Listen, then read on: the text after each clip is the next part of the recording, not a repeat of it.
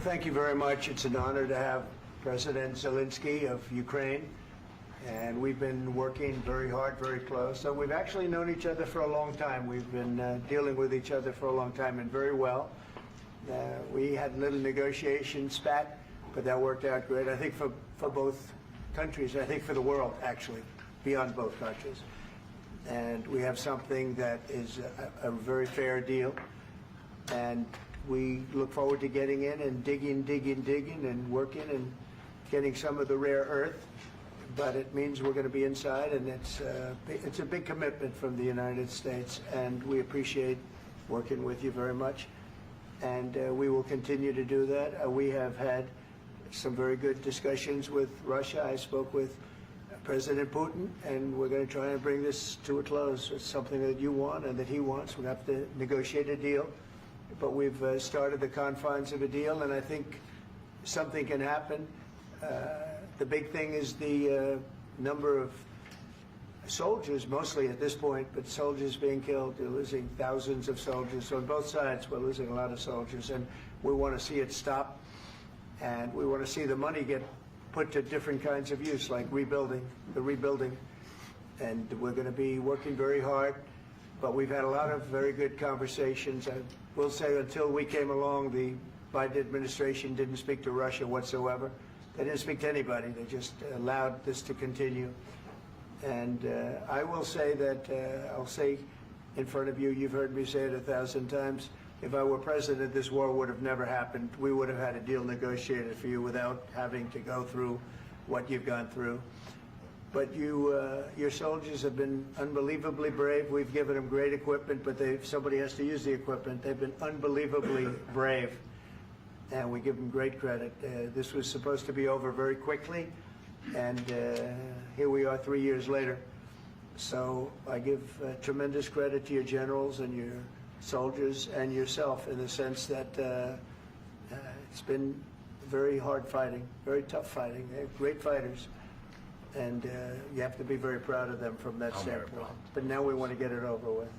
It's enough, right? We want to get it over with. So it's an honor to have you here. Thank you very much for coming. We're going to sign the agreement at the conference in the East Room in a little while, right after lunch. And we'll be having lunch together. We're also discussing some other things. And we appreciate everybody being here. It's somewhat of an exciting moment, but the really exciting moment is when they stop the shooting and we end up with a deal. And I think we're fairly close to getting that, and an honor to have you. And please, I'd like to say something. Yeah, thank you so much, Mr. President. Thank you for the invitation. And really, I hope that this first document, will be first step to real security guarantees for Ukraine, our people, our children. I really count on it. And of course, we count that America will not stop support. Really, for us, it's very important to support and to continue it. I want to discuss it with details further during our conversation, and of course, the infrastructure or security guarantees. Because for today, I understand what Europe is ready to do, and of course, I want to discuss with you what United States will be ready to do. And I really count on your strong position to stop Putin. And you said that enough with the war. I think that is very important, Ben, to say these words to Putin at the very beginning of war, because he is a killer and terrorist. But I hope that together we can stop him. But for us, it's very important to, to save our country, our values, our freedom, and democracy, and of course, no compromises with the killer about our territories. But it will be later. And of course, what I wanted, we spoke about it by phone with you, about the drones production. We have very good drones production. I think the best one in the world for today, because of the war. Yes, and of course, we need very much the air defense. You have the best air defense in the world, and really you helped us under attacks of Russians. And I want to speak how we can exchange the licenses. We're open to share the licenses of all our drones with you, of course, with the United States. And we need licenses for quick production of air defense. Even after the war, we need our nation to be calm, that we are secure. So that's why we need this air shield. And of course, about this I want to speak about the contingents. I think that France and UK already spoke to you, and we know that Europe is ready, but without the United States, they will not be ready to be as strong as we need. And the last point, last not least, about exchange, about our people and children. And you know that this crazy Russian, that they stolen 20,000 of children, Ukrainian children. They changed their names, they changed their families, relatives, and now they're in Russia. We want to bring them back, and really, it's a big dream, task, and goal for me, and our warriors. By the way, Mr. President, we exchanged, released more than 4,000 warriors from Russian prison, but there are thousands more in the prison. I wanted to share with you some images. How it's. Just can I now? Yeah, Have I? please. Some minute, 1 minute, 1 minute. Just you to understand in what circumstances, in what situation they are, and what the attitude of Russia to our prisoners. That guys, just you before and after. And you see before and after, just you to understand. Now thousands of such guys, ladies and men, there. And that, so they don't eat, they beat them, and they, do a lot of, bad things.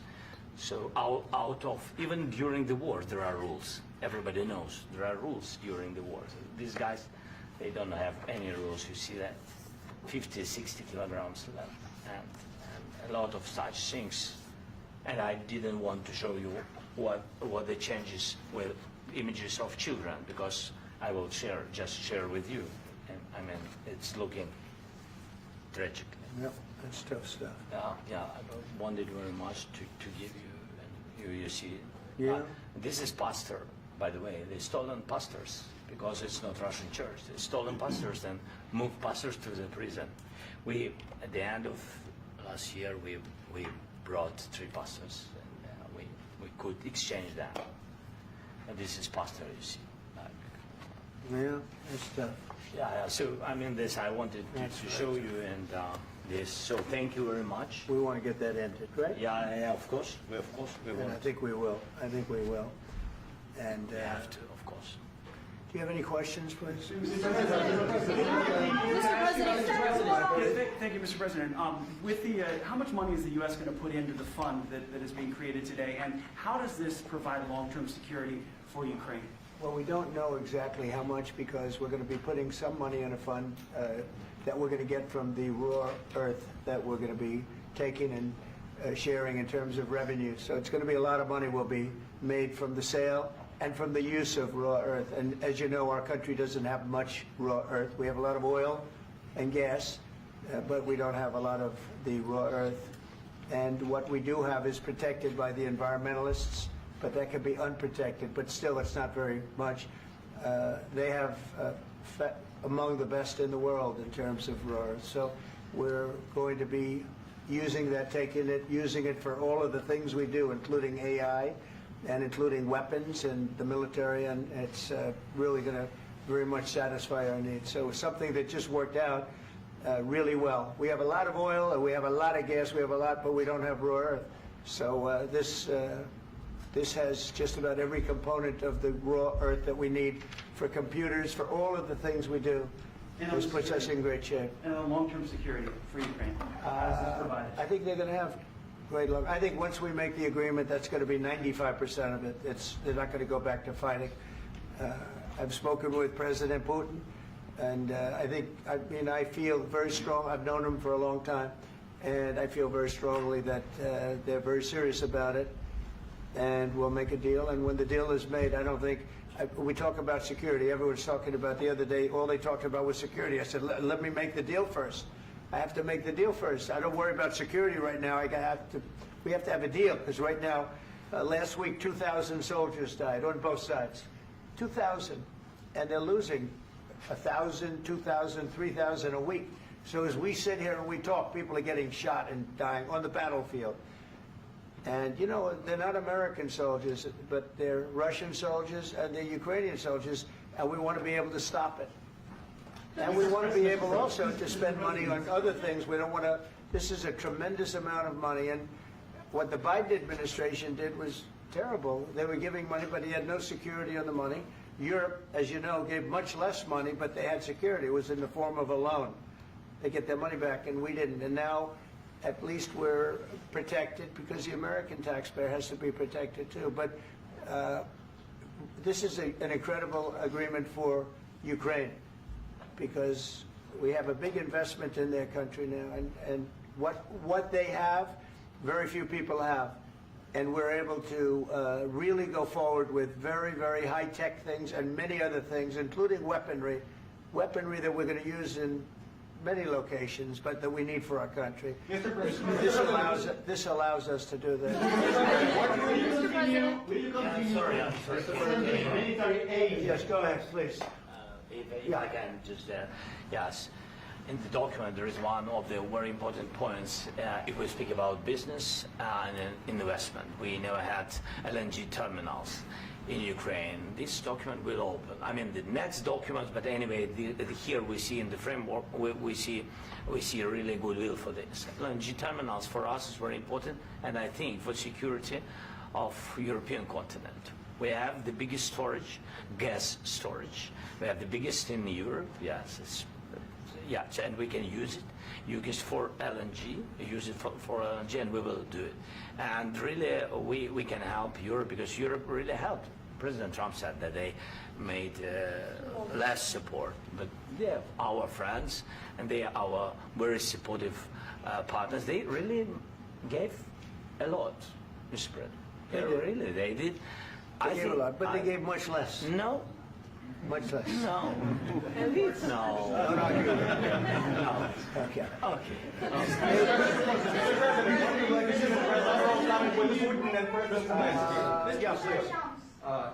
Mr. President Trump, you have repeatedly called the deal with Ukraine as a historical one. And as a President of the United States, you make historical decisions in other issues which affect America and other world. So what place in the world history do you want to take? And do you associate yourself with any famous historical figures? Yeah, I'd say George Washington, Abraham Lincoln. I would say I'm far superior to George Washington and Abraham Lincoln. Now, you know I'm only kidding, right? Because when I say that, the fake news is going to go wild. They're going to say he considers himself to be better than Washington. But you never know. You never know. I don't compare myself to anybody. I'm here to do a job.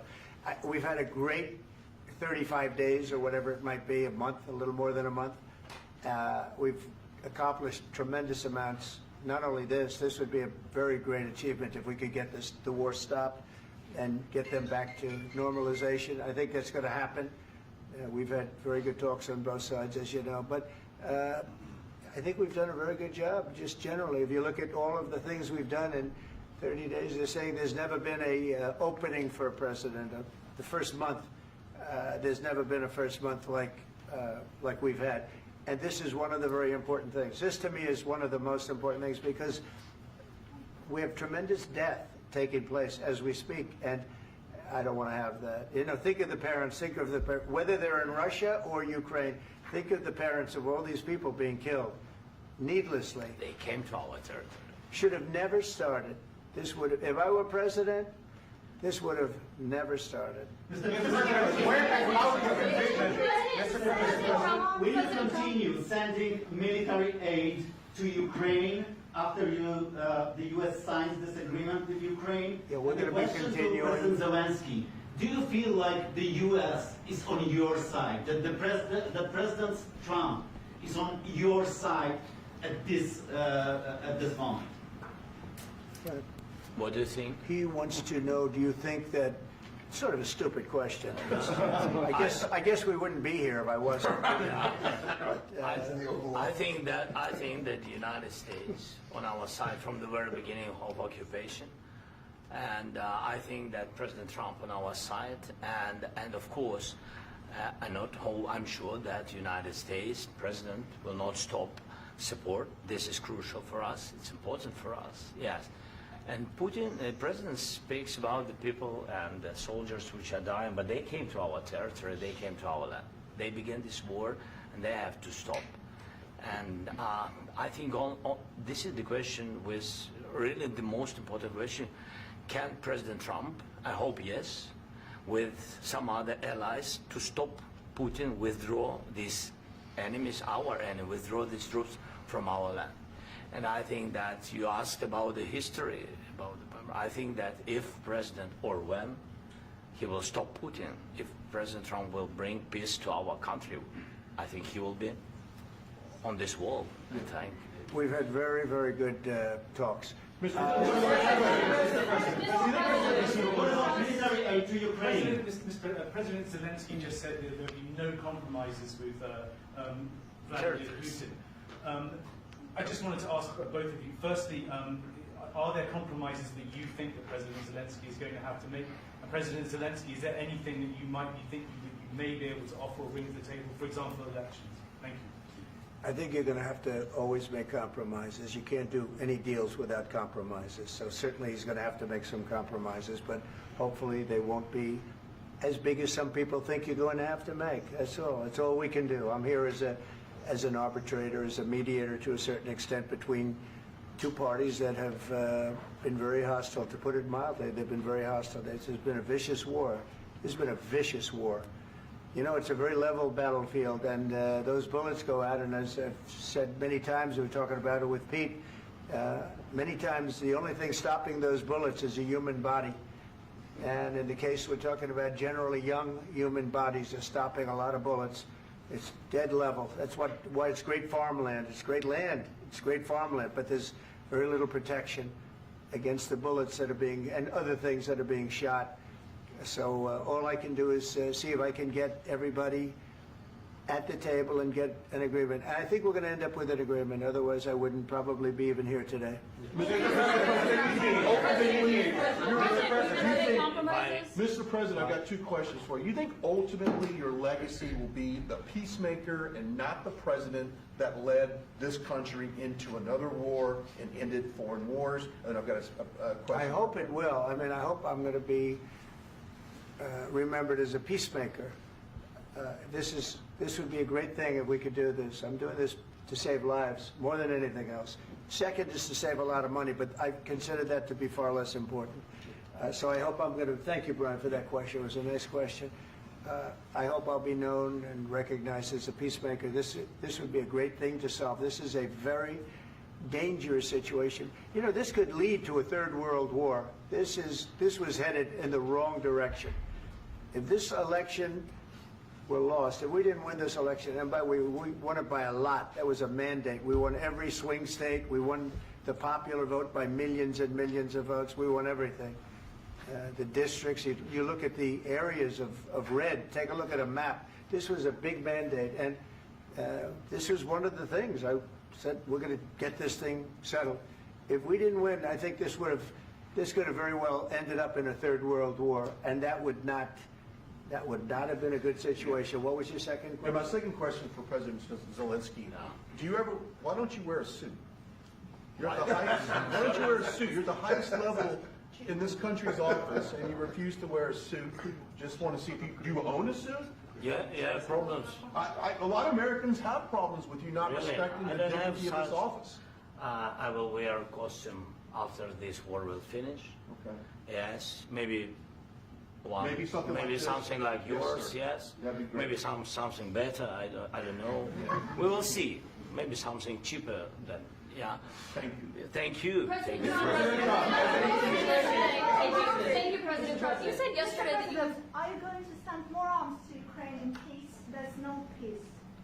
Yeah, we're going to have arms to Ukraine, yeah, sure. Hopefully I won't have to send very much, because hopefully we're going to have it finished. We're looking forward to finishing this quickly. We're not looking forward to sending a lot of arms. We're looking forward to getting the war finished so we can do other things. But we very much appreciate the agreement, because we needed what they had, and we're treating, you know, our country is now treated fairly. Biden didn't do that. He didn't know what the hell he was doing. This should have never happened. This should have never started.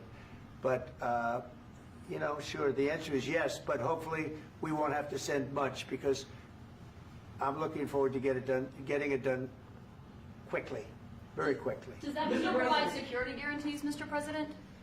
I don't want to talk about security yet because I want to get the deal done. You know, you fall into the same trap like everybody else. A million times you say it over and over. I want to get the deal done. Security is so easy. That's about 2% of the problem.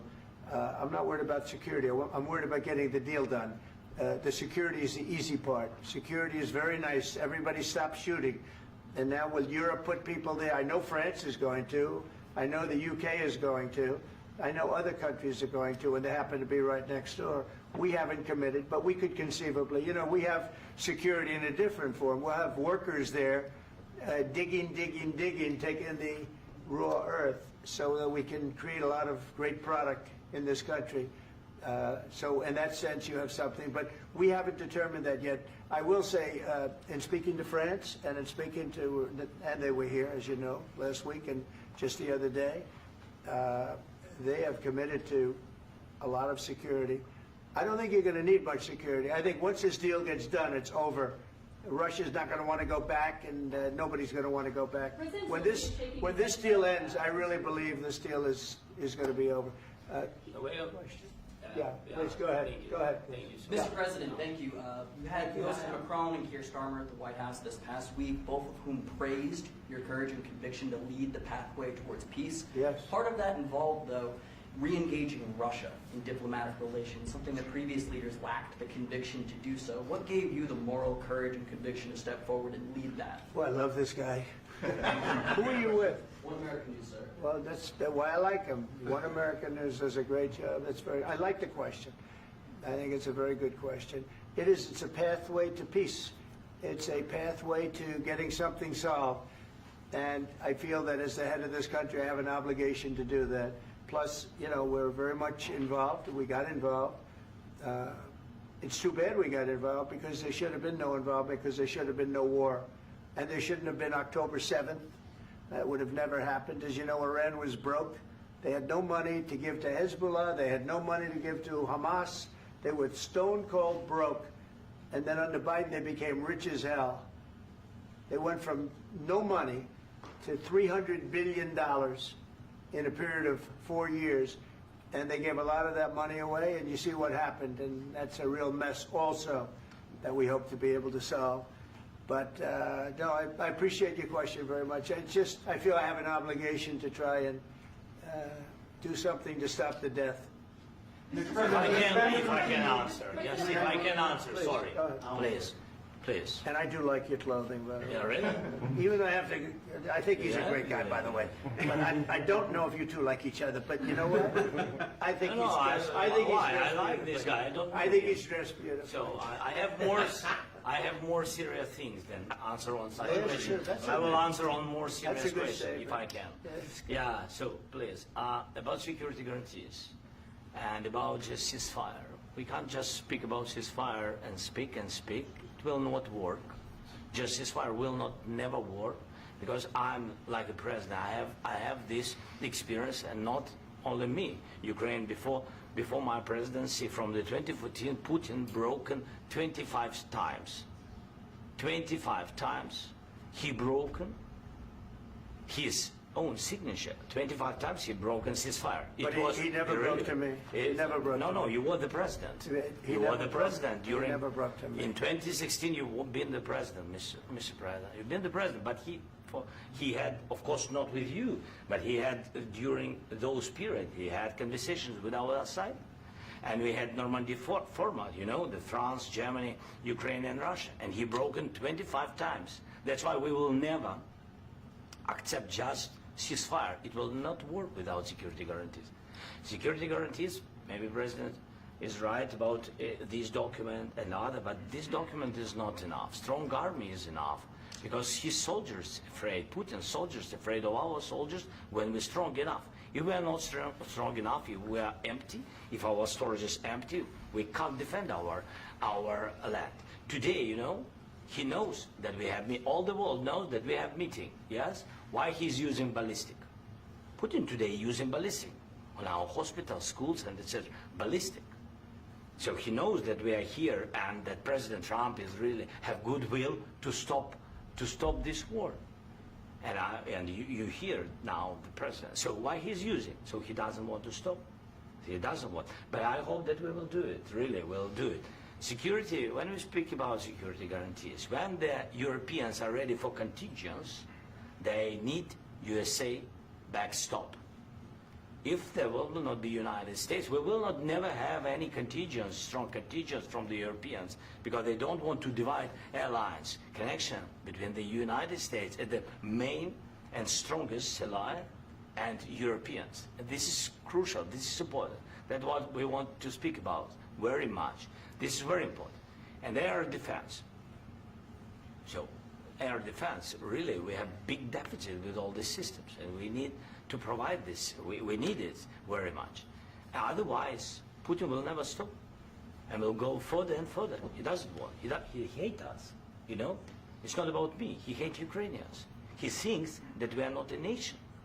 He thinks, and he shared these thoughts. I think maybe with your team also. I don't know, but with all the Europeans, in media, officially and not, he always said that there is no such country, such nation, such language, and such life like Ukrainian.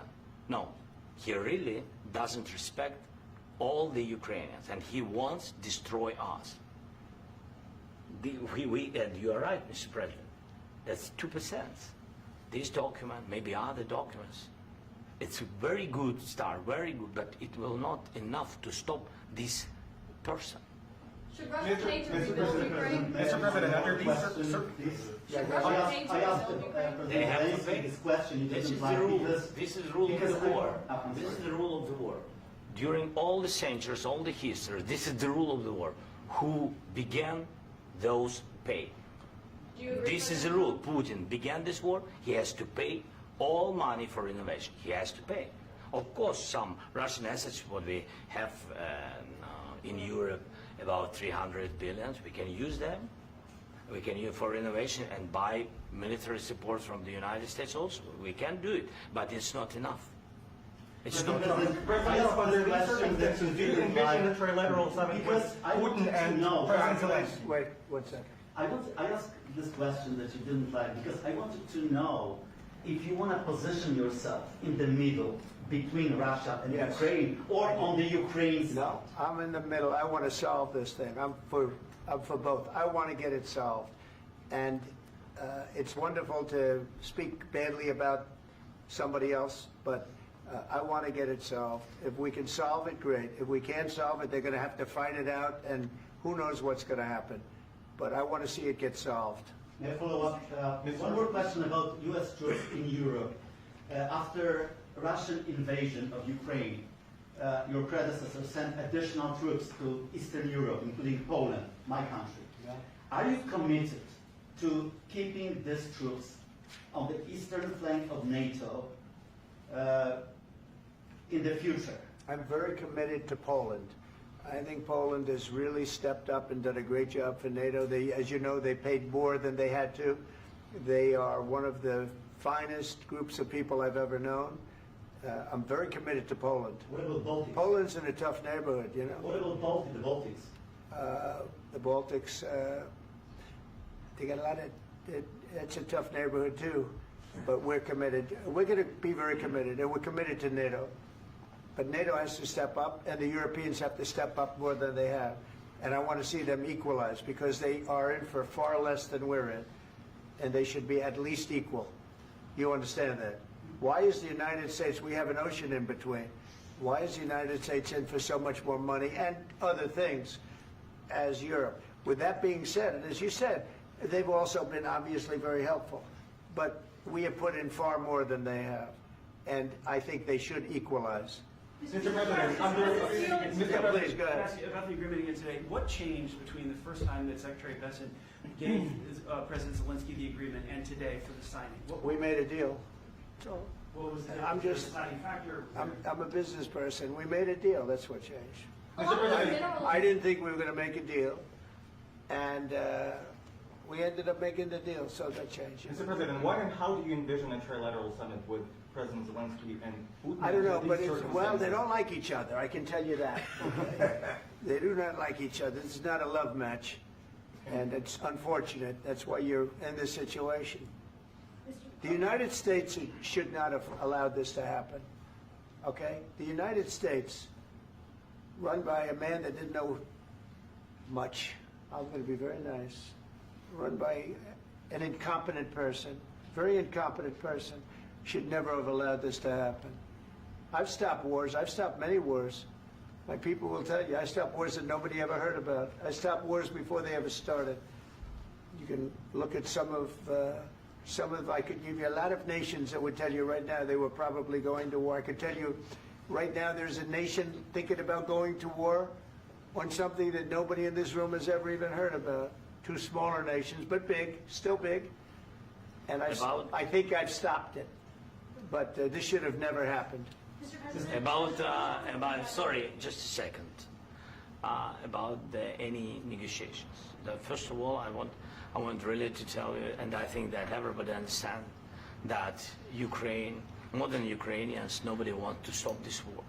But at the future, any negotiations, it's understandable that two sides of the war, not Russia and the United States, because this is not the war between Russia and the United States. This is war of Russia against Ukraine and Ukrainian people. So these two sides will be at the anyway will be at the negotiation table. Then of course United States, like the strongest partner of the Ukraine, and of course Europe.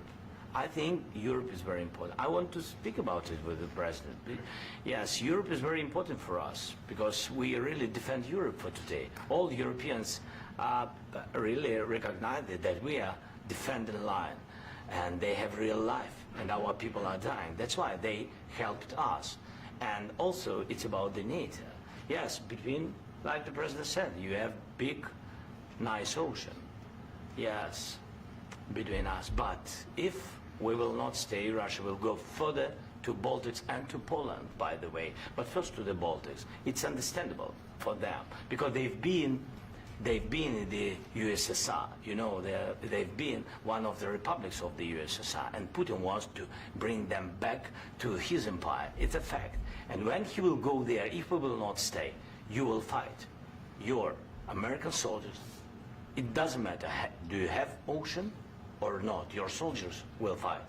Mr. President, would you be willing to visit Ukraine, maybe Kyiv or Odessa, which is going to be a 30-year-old Black Sea? It was my question. I'm sorry. I don't want to talk about Odessa now. Let's not talk about Odessa. I want to talk about making a deal, getting peace. We don't have to talk about Odessa, but a lot of cities have been destroyed. A lot of cities that are not recognizable. There's not a building standing. No. And a lot of things have to happen. You have to come and to look. No. We have very good cities. Yes, a lot of things have been destroyed, but mostly cities alive and people work and children go to school. Sometimes it's very difficult. Sometimes closer to front line, children have to go to underground schools or online, but we live. Ukraine is fighting and Ukraine lives. This is very important. And maybe it's Putin is sharing this information that he destroyed us. No, he lost 700,000 people, 700,000 soldiers. He lost everything. Yes. So. Mr. President, one more. I mentioned Poland. Please, go ahead. When did you last speak with President Putin, and what did he say that? A couple of days ago. And what did he tell you that gave you the assurance that he wanted peace? Well, that's what I do. My whole life is deals. I know pretty good. And I've known him for a long time. I've dealt with him for a long time. He had to suffer through the Russia hoax. You know, Russia was a hoax. It was all Biden. It was nothing to do with him. So he had to suffer through that, and he was able to do that. I think that he wants to make a deal, and he'd like to see it end. That's all I do. That's what I do. My whole life, that's what I do is make deals. And I'm in the middle of a mess because this is a real mess. It's a very dangerous one. If this doesn't get solved now, it's not going to get solved for a long time. So I hope we're going to get it solved. In the back, please. Thank you, Mr. President. Prime Minister Starmer claimed repeatedly that his government believes in free speech and was not engaged in censorship. But his country's government arrests people for memes and thought crimes, and even more worrisome is pressuring American companies to censor Americans on his behalf. How can he be a reliable, trustworthy partner when he says things that are demonstrably false on such an important topic? Well, we actually spoke to him about that yesterday, and we thought they took it very, very much too far. JD was very strong on it. So was I. So was Marco. And we've been speaking to him about it. Marco, would you like to say something about that? We have concerns, obviously, with the conduct of those, particularly as it impacts Americans. And there's real concern that American speech, which is online, could fall into the hands of British or any country's jurisdiction. And so this is a point the Vice President made at Munich, and I think it's a very compelling one, that what unites us with Europe, as much as anything else, is these shared values, and one of them being free speech. And so if Americans are threatened by it, we're going to need to take action in that regard. Mr. President. It's actually a very important question. We spoke about this in detail with the Prime Minister, the Foreign Secretary, and others at lunch yesterday, and I know that Secretary of Commerce Lutnick followed up in private meetings last night. This is really important. We believe Americans have the right to speak their mind, even if we in this room disagree with them. They have the right to speak their mind in the public square, which is often online these days.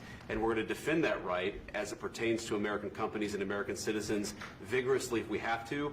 I do think that under the President's leadership, we're going to find common ground with our friends in the UK on this question, but it remains to be seen. The principle that will guide us is we believe in free speech in this country, and we'll fight for it for American citizens. Mr. President, on the deal, is there any other oil and gas component to the deal? Is it all critical? A little bit. We'll see. On LNG? But we're not really looking for that so much. We got a lot. We have more than anybody in the world, by far. So no, we're not talking about it too much, but a little bit. I think it affects also, but for the most part, no. And sir, is there any agreement from Ukraine to purchase U.S. LNG as part of the deal, or is that on the table at all? No, we don't need that. Some of those Mr. President, I minerals just are wanted in to ask the you East, about, Mr. President. you just mentioned that you'd spoken to Vladimir Putin a couple of days ago. Just to be clear, that's a new call, not the one that you... I've spoken to him on numerous occasions. Okay. And how was the latest call? What did you discuss? How did it go? Are you serious with that question? I am. I'd love to know. It went well. I think we're going to have a deal. On the minerals deal, Mr. President, some of those minerals are in the east of Ukraine, not far from the front lines and in areas that Russia has occupied. Will you direct President Putin to withdraw his forces from those areas if there's U.S. interest? Well, we'll take a look at the time. We have a lot of area. It's a very big area we're talking about, so we'll take a look. I'll study that and I'll see. And who would protect those minerals if they are U.S. interest? Would that be Ukrainian They'll be forces? protected. The European agreement forces? will protect them. U.S. The agreement, yeah, we're signing an agreement. You know? Right, but what if Russia tries to invade or there's Russian aggression in their spots? I just told you, I don't think that's going to happen. And if that were going to happen, I wouldn't make a deal. If I thought that was going to happen, I wouldn't make a deal. Some people may wonder You why. know, they ought to focus on CNN on survival, not asking me these ridiculous questions. Focus on surviving, because CNN's got such low ratings, I don't think they're going to survive. Let's go. Please, go. I already mentioned Poland. Poland was under Russian control for decades after the Second World War. When I was a kid, I looked at the United States not only as a most powerful country, richest country in the world, the country that has great music, great movies, great muscle cars, but also as a force for good. And now I'm talking with my friends in Poland, and they are worried that you align yourself too much with Putin. What's your message for them? Well, if I didn't align myself with both of them, you'd never have a deal. You want me to say really terrible things about Putin and then say, "Hi, Vladimir, how are we doing on the deal?" That doesn't work that way. I'm not aligned with Putin. I'm not aligned with anybody. I'm aligned with the United States of America and for the good of the world. I'm aligned with the world, and I want to get this thing over with. You see the hatred he's got for Putin. It's very tough for me to make a deal with that kind of hate. He's got tremendous hatred, and I understand that, but I can tell you the other side isn't exactly in love with, him either. So it's not a question of alignment. I'm aligned with the world. I want to get the thing set. I'm aligned with Europe. I want to see if we can get this thing done. You want me to be tough? I could be tougher than any human being you've ever seen. I'd be so tough. but you're never going to get a deal that way. So that's the way it goes. All right, one more question. Hey, I want to respond to this. So look, for 4 years in the United States of America, we had a president who stood up at press conferences and talked tough about Vladimir Putin, and then Putin invaded Ukraine and destroyed a significant chunk of the country. The path to peace and the path to prosperity is maybe engaging in diplomacy. We tried the pathway of Joe Biden of thumping our chest and pretending that the President of the United States' words mattered more than the President of the United States' actions. What makes America a good country is America engaging in diplomacy. That's what President Trump is doing. Can I ask you? Sure. Yeah? Yeah. Okay. So he occupied our parts, big parts of Ukraine, part of East and Crimea. So he occupied it on 2014.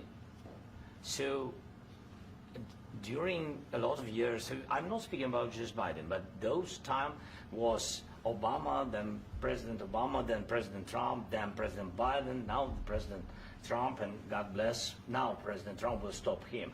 But during 2014, nobody stopped him. He just occupied and took. He killed people. You know what the contact line? 2015.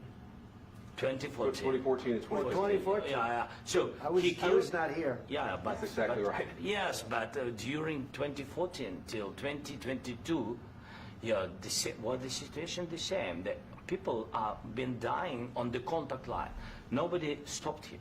You know that we had conversations with him, a lot of conversations, my bilateral conversation, and we signed with him, me, like a new president. In 2019, I signed with him the deal. I signed with him, Macron and Merkel, we signed ceasefire. Ceasefire. All of them told me that he will never go. We signed him with gas contract. Gas contract. Yes, but after that, he broken this ceasefire. He killed our people and he didn't exchange prisoners. We signed the exchange of prisoners, but he didn't do it. What kind of diplomacy, JD, you are speaking about? What do you mean? I'm talking about the kind of diplomacy that's going to end the destruction of your country. Yes, but if you Mr. President, with respect, I think it's disrespectful for you to come to the Oval Office and try to litigate this in front of the American media. Right now, you guys are going around and forcing conscripts to the front lines because you have manpower problems. You should be thanking the President for trying to bring an end to this conflict. Have you ever been to Ukraine that you say what problems we have? I have been to. Count once. I've actually watched and seen the stories, and I know what happens is you bring people, you bring them on a propaganda tour, Mr. President. Do you disagree that you've had problems bringing people into your military? And do you think that it's respectful to come to the Oval Office of the United States of America and attack the administration that is trying to prevent the destruction of your country?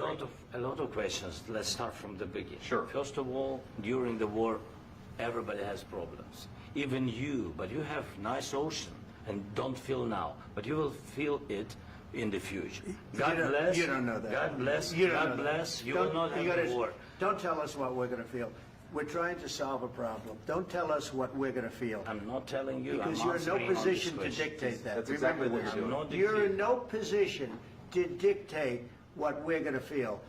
You We're going to feel very you will good. Feel influence. We're going to feel very I'm good and telling very you, strong. You will feel influence. You're right now not in a very good position. You've allowed From the yourself very- to be in a from very the very bad position, beginning and of he the happens war. to be right about From it. the very beginning of the war. You're not Mr. in a good Brown, position. I You don't was have the cards right now. With us, you start having not playing cards. cards. Right now, you don't. I'm very You're playing serious, cards. Mr. President. You're I'm playing very cards. serious. You're I'm gambling the with the president lives in of war. millions of people. You think- You're gambling with World War III. what you're You're speaking gambling about? with What you're World speaking War about? III. And what you're doing is very disrespectful to the country, this country. That's with back all to you. respect to your Far country. more than a lot of people said very they respect. should have. Have you said thank you once? This A lot entire of meeting? times. No, in this Even entire meeting, today. have you said thank Even you? today. You went to Pennsylvania and campaigned for the opposition in October. Offer some words of appreciation for the United States of you America speaking about? and the president who's trying to save your country. Please, you think that if you will speak very loudly about the war, you He's can... not speaking loudly. He's not He- speaking loudly. Your country's Can I- in big can I- trouble. can I Wait a answer? minute. No, Can you've I done a lot answer? of talking.